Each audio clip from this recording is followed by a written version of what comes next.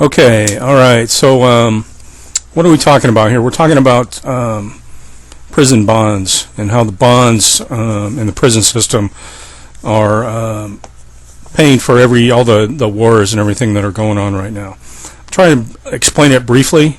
Gene Keating explains it very well, but I'll just kind of give you a short version, just a brief synopsis here. But if you're in court on a criminal charge or in a federal or state court, this is how they make money off of you. Now, what you have to understand, if you're a U.S. citizen, a 14th Amendment U.S. citizen, it means you have a birth certificate. They took your birth certificate, your parents signed that and gave it to the state. They registered you with the state, which means they turned over ownership of you to the state. For example, me, the state of California, my parents turned my ownership papers over to the state, pledging all of my labor that I make throughout my life to the state of California, and they in turn make that a trust account, and then you give power of attorney with the SS-55, the Social Security. You get a Social Security number, and they take that and in turn they sell that as collateral. The federal government does for loans from the International Monetary Fund, and they actually sold your title to the IMF, which is it's not the Federal Reserve Bank, which is also a privately run organization. It's not the government. It's a privately run by oligarchs banking institution, which loans money to corporations. The U.S. government is a corporation. But anyway, so the U.S. government is bankrupt, and the only one that has any money or any credit are the U.S. citizens. They have to get it from us. And how do they do that? Well, they do it by taxing, and they do it by fees. But the real, the big cash in for them is to get people into the prison system. And they've set up a whole obstacle course when you're born. You come into life. They own the schools, so they want to get you into school as quickly as possible to train you to be a bond slave or a slave, and to operate in their system. I know it's difficult for people to understand this. It may be difficult for me to explain it in a very good way, but people should really look into this information because it's completely true. I've been studying it for like 5 years now, and it freaks me out to think about it. What's actually going on? That we are chattel or bond slaves.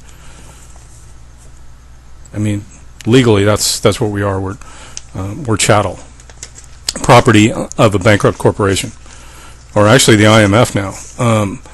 So we're the only ones that have credit because we were put up as a collateral for a bankrupt corporation called the U.S. Inc. So all of our labor is pledged. We have an unlimited supply of commercial credit to draw off, and that's your priority exemption account set up with the Federal Reserve Bank.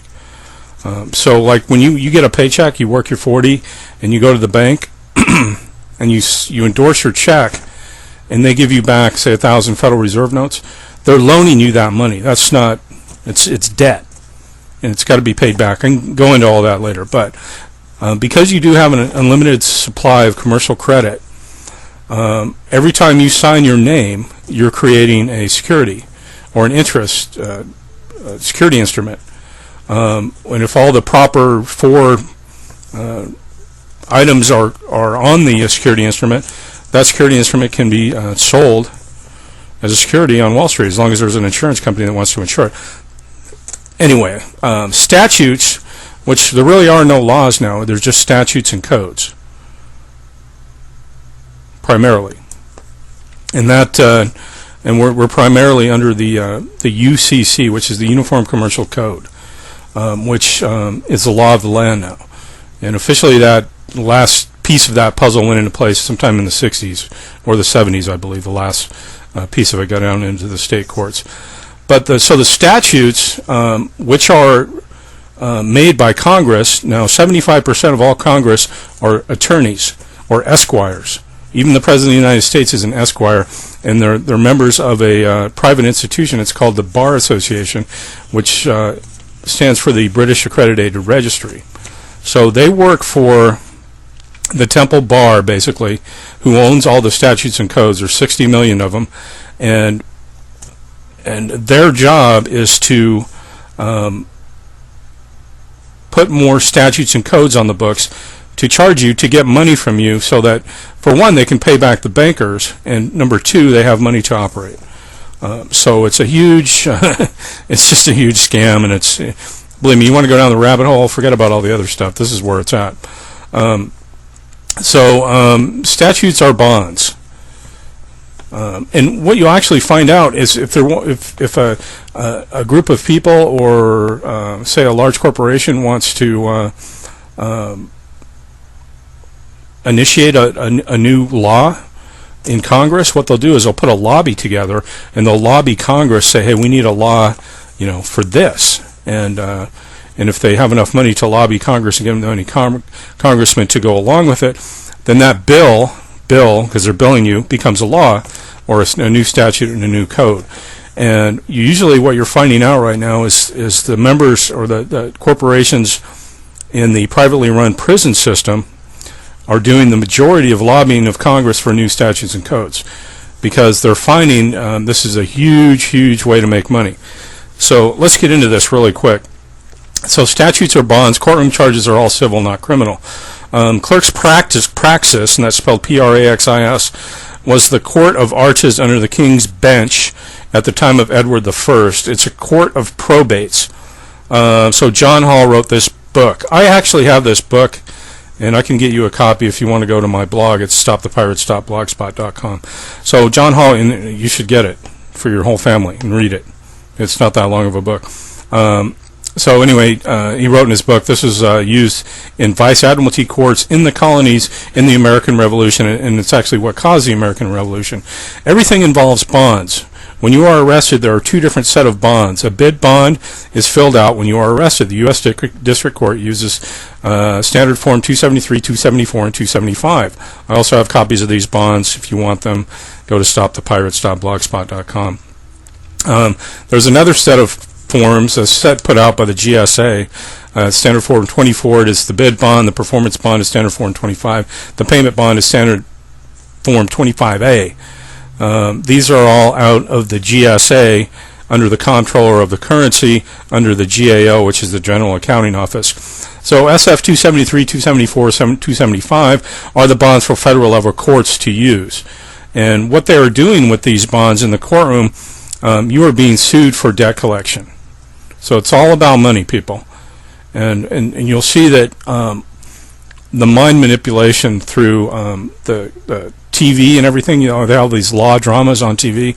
It's all done as a psyop, or psychological operation, or disinformation operation, to get you to believe that you're actually getting a fair trial. But this is the real info, and I don't even think they teach attorneys this. And you got to be like an upper level, higher level judge to know this stuff, because people have been going along with the program for so long.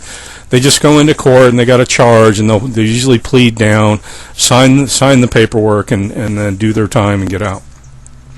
But anyway, standard form 273, 274, 275 are the bonds for federal level courts to use, and so it's a debt collection. It's an action of assumpsit. The word presume comes from assumpsit, which means I agree or I undertook to do. Assumpsit means collection of a debt. All these bonds have a penal sum attached to it. If you go into default judgment, you end up in prison wondering what the hell's going on. And if you argue jurisdiction, there's a lot of people out there saying, they have to establish jurisdiction. But according to this, and it makes sense to me, arguing jurisdiction isn't the right thing to do, because once you argue, which is what they want you to do, you go into dishonor, and they will charge you with contempt of court. So